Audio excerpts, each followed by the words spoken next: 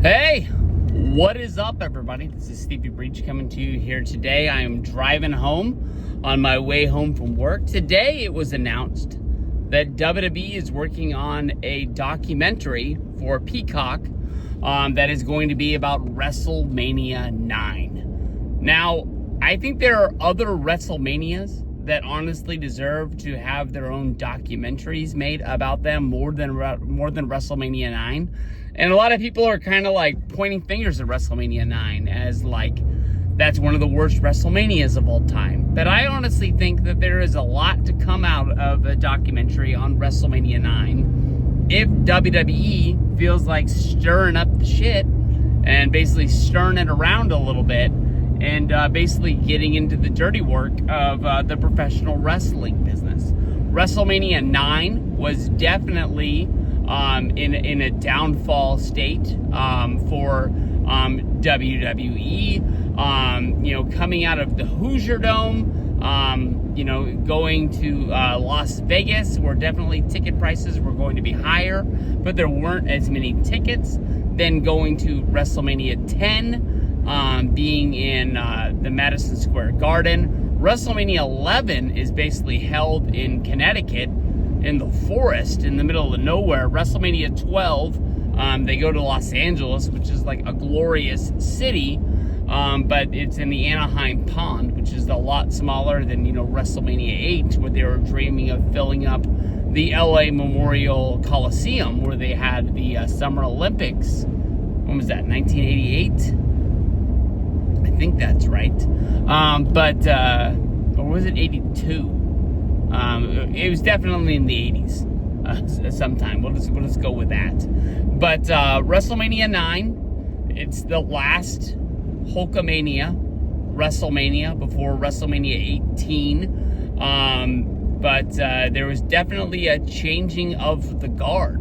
WrestleMania 8 was supposed to be the retirement of Hulk Hogan, where he rode off into the sunset after the Sid match. Of course, the Ultimate Warrior made his return to save him from Papa Shango. And I think Warrior was definitely supposed to be the saving grace for the WWF, that basically Vince was going to go off with the Warrior, make tons of money, and it would be like they never lost anybody. Definitely losing Hulk Hogan is a huge hit to the business, even though at that time Hulk was looked at as, he'd wrestled his last match. I mean, the guy was definitely close to 40, if not there already. And to professional wrestlers back in the day, it wasn't like today where you could go on working like forever. That was like sort of like the spot of like, you're done. Hogan wrestling definitely every day for the longest time, if not 2-a-days or 3-a-days, depending on where the shows were. He had a dream of going off making, Suburban Commando, making The Nanny, or was that Mr. Nanny, something like that. But, Warrior was supposed to be the guy. Warrior only made it a couple of months before he was fired, and WWF put all of their eggs into the basket of Yokozuna. Yokozuna won the Royal Rumble that was held in Sacramento, California at the Arco Arena that year, where he would go on to WrestleMania 10 and fight against the new generation star, Bret the Hitman Hart.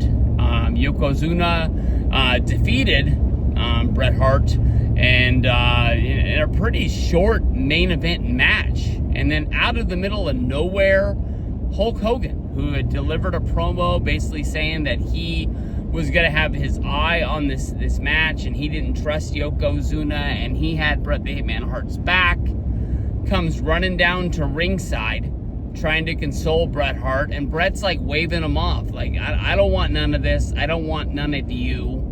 And of course that leads to Bret jumping in the ring, being challenged by Mr. Fuji as well as Yokozuna, and then defeating Yokozuna for the WWF Championship in under a minute. I don't know. And then you really get down to it. Hogan, he only lasts a few months. If you listen to Bruce Pritchard, who I believe on a lot of things, and sometimes sometimes I just don't really know if he's telling us 100% the real truth. But Hogan, they bring him back because they want to boost the European tour. He wrestled his last match. At the last real big match he did was at the King of the Ring in Ohio, where it's not even the main event match. Yokozuna defeats Hulk Hogan to win back the WWF Championship. And then I believe they go over, and I think in Spain or something like that, Hogan wrestles his last match on a European tour house show, and then disappears relatively almost forever. So in that little timeline of what is WrestleMania 9, there's a lot to break down. And, there's been talks of WrestleMania 9's main event match that was sort of on the board after WrestleMania 8 was supposed to be the Ultimate Warrior versus Bret the Hitman Hart. And then the ending of WrestleMania, the reason why they did Bret losing to Yoko, but then Yoko losing to Hogan, was they wanted to set up a big SummerSlam that was supposed to be Hulk Hogan versus Bret the Hitman Hart. That match doesn't happen. Of course, you look in the WWF magazine, they ran a story on Bret versus Hogan with them doing like a pull apart over the WWF Championship. So this was like a planned match that they put money into, that they really thought was going to happen. People have said there's a pay-per-view poster for it. It's been years and years. I've never seen it. I was hoping that Gerald Briscoe was going to pull it out of his shed with those Twitter pictures that he kept posting every day, and then he was on the news down there in Tampa.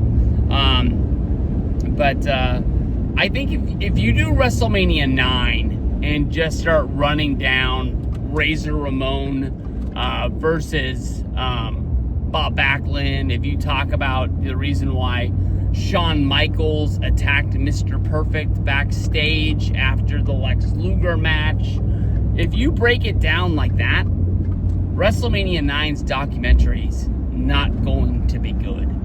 But if you get into the nitty-gritty and you start talking about what the plan was, why that didn't happen, what did happen, why that happened, what the plan for that was to happen, and how that fell apart, it's gonna turn into like Hogan saying stuff about Bret, Bret saying stuff about Hogan. Unfortunately, Bret's gonna be talking about Warrior, and he's not here to defend himself.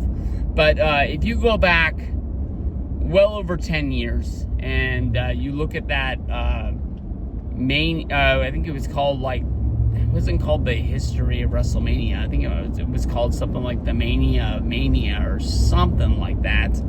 It came out right before WrestleMania 27. I remember going to Best Buy, buying that thing, firing it up on the Blu-ray player, and I really thought that I was pumped for WrestleMania. That documentary was good, but as they were breaking it down, they jumped from 4 to 16. They would go back and talk about 6, but then they would jump to something else. It definitely has its holes. But there's a chapter in there on WrestleMania 9 talking about how Vince was planning on shooting a documentary at the time about everything they were doing in Vegas to get them ready for WrestleMania, where they, basically, I'm hoping to go there because it's no longer there, but it's just like when I went to Dallas and we went to the Sportatorium site, which is just a grassy field now. You just feel the magic while you're there. At Caesar's Palace, which was the parking lot at the time, which is now the spot. It's like the pools of the gods or something like that. There's a whole bunch of swimming pools in one corner of the resort there, I guess you can say. That's where WrestleMania 9 took place. I don't need to spend an hour there. I just need to be there for like 5 minutes and just look around and be like, oh, this is where it went down. That they shot a lot of footage That's the only time we've ever really seen it. And in the back, you see Vince, Brett, and Hogan in passing having a conversation. Were they talking about what was supposed to happen and what was going to happen? And they were going to make a lot of money at SummerSlam, which I think was supposed to be held in Washington, D.C., if I remember right at the time. So they've got a lot of cool footage that we've only really seen glimpses of, and we want to see more. But I think this could be good, and I'm hoping that based on the timeline of WrestleMania 41 being in Vegas, I'm really hoping that they can put this together, in the 20-something days. I think we're at 20, 28, 27, 26, somewhere in there, days before WrestleMania. Because I'll tell you the truth, I'm pumped for it. And I know my time is limited once I get to Vegas, where I wouldn't want to be sitting in my hotel room watching a documentary on WrestleMania 9, no matter how good it is. But I hope they can get this out in a hurry. Thank you, Peacock. I've talked a lot of crap about you, about how you're not the WWE Network, but you get this, I'll tell you that my month is paid for.